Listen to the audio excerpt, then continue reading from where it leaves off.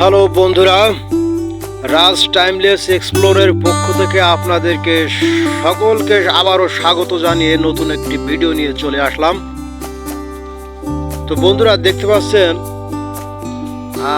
আমার সম্মুখে একটি ঘাস অর্থাৎ গবাদি পশুর যে ঘাস প্রয়োজন হয় সেই ঘাস দেখতে পাচ্ছেন, এবং সম্মুখে একটি লাউয়ের ক্ষেত।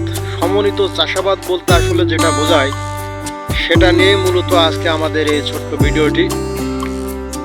তো বন্ধুরা দেখুন, একজন ক্ষুদে কৃষক বা ক্ষুদে চাষি এখানে তার জমিতে বেশ খুব সুন্দরভাবে লাউয়ের চাষাবাদ করেছেন। পাশাপাশি এখানে উন্নত জাতের পেঁপে চাষ অর্থাৎ পেঁপে গাছ আমরা দেখতে পাচ্ছি। আপনারা দেখতে পাচ্ছেন পেঁপে গাছগুলো বেশ বড় সড়ো, এবং এগুলো উন্নত জাতের বড় সাইজের যে পেঁপে, সেই পেঁপে গাছ। তো গাছগুলোতে পর্যাপ্ত পরিমাণ পেঁপে ছিল, যেগুলো কিছুদিন আগে পেঁপে গাছ থেকে সংগ্রহ করা হয়েছে বাজারে বিক্রির জন্য। দেখুন পেঁপেগুলোর সাইজ এবং যে চেহারা খুবই সুন্দর, এবং বাংলার প্রত্যন্ত অঞ্চলের গ্রামীণ ক্ষুদে কৃষকেরা এমন উন্নত জাতের বিভিন্ন সবজি চাষাবাদ করে তাদের জীবন জীবিকা নির্বাহ করে থাকে। দেখুন, এটা একটি চারা গাছ, কিন্তু গাছটি বেশ তরতাজা। সম্ভবত খুব অল্প দিনেই গাছে ফুল এবং ফল আসবে।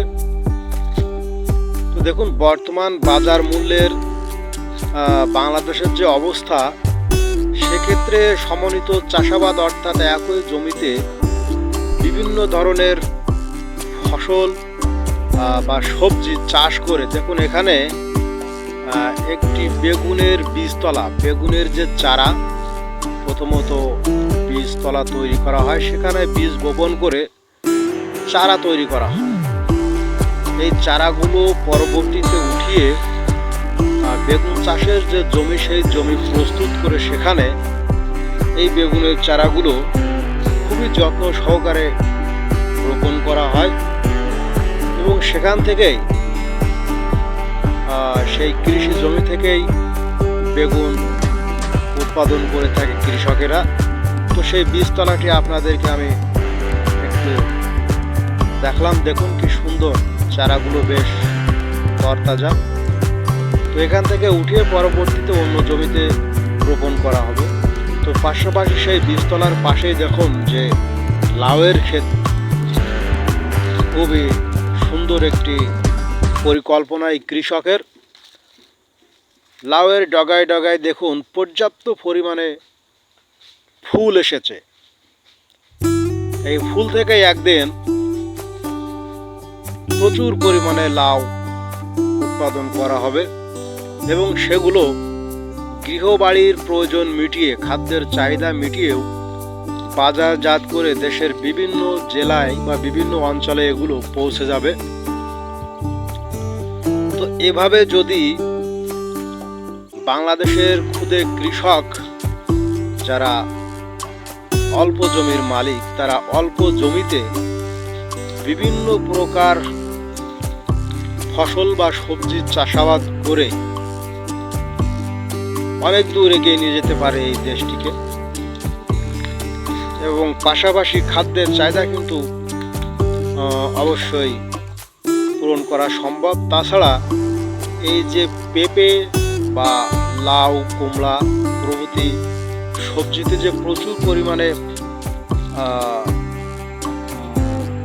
এই দেখুন পাশাপাশি একটি গাছ আমরা দেখতে পাচ্ছি পর্যাপ্ত পরিমাণে প্রচুর পরিমাণে ফুল এসেছে। এই ফুল থেকে খুবই অল্প দিনে বেশ তরতাজা বড় বড় পেঁপে তৈরি হবে। পেঁপে দেখুন চমৎকার। তো যে কথা বলছিলাম, এভাবেই পর্যাপ্ত পরিমাণে ফসল উৎপাদনের ফলে আমাদের দেশের যে খাদ্য চাহিদা বা খাদ্য ঘাটতি, এগুলো পূরণ করা সম্ভব। পাশাপাশি পেঁপেতে পর্যাপ্ত পরিমাণে কিন্তু ভিটামিন রয়েছে, বা পেঁপের যে গুণাগুণ আমরা জানি, কোষ্ঠকাঠিন্য দূর করে, আর যাদের ডায়াবেটিস জাতীয় ব্যাধি রয়েছে সেগুলো উপশম হয়।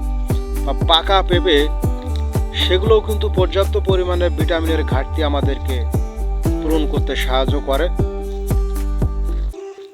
বন্ধুরা, বাংলাদেশের বিভিন্ন অঞ্চলে এমন সমন্বিত চাষাবাদ দেখতে পাওয়া যায়। সেই হিসেবে যদি আমাদের এই ছোট্ট ভিডিওটি আপনাদের ভালো লেগে থাকে তো অবশ্যই আমার চ্যানেলটিকে সাবস্ক্রাইব করে পাশে থাকবেন। পাশাপাশি লাইক করবেন, কমেন্টস করবেন।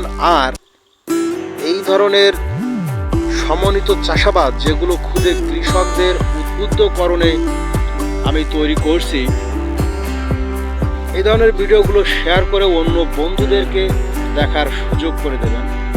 তো বন্ধুরা দেখুন, সত্যি আসলে প্রশংসনীয় একটি ব্যাপার। তো আপনারা দেখুন, আমি আবারও দেখানোর চেষ্টা করছি। পাশে একটি হলুদের ক্ষেতও দেখা যাচ্ছে, বা ওই পাশে একজন চাষি ভাইকে আমরা দেখতে পাচ্ছি। সেখানে গবাদি পশুর যে ঘাস লাগানো হয়েছে, সেই ঘাস গবাদি পশুর জন্য তিনি সেই ঘাস কাটতে এসেছেন। এখানে দেখুন, মরিচের একটি চারা বা মরিচের একটি গাছ, যেটাকে ঝাল গাছ আমরা বলে থাকি, সেটাতেও বেশ ভালো ধরন এসেছে। দেখুন, এই ঘাসের ক্ষেতটিও খুবই চমৎকার। সবাইকে ধন্যবাদ, ভালো থাকবেন।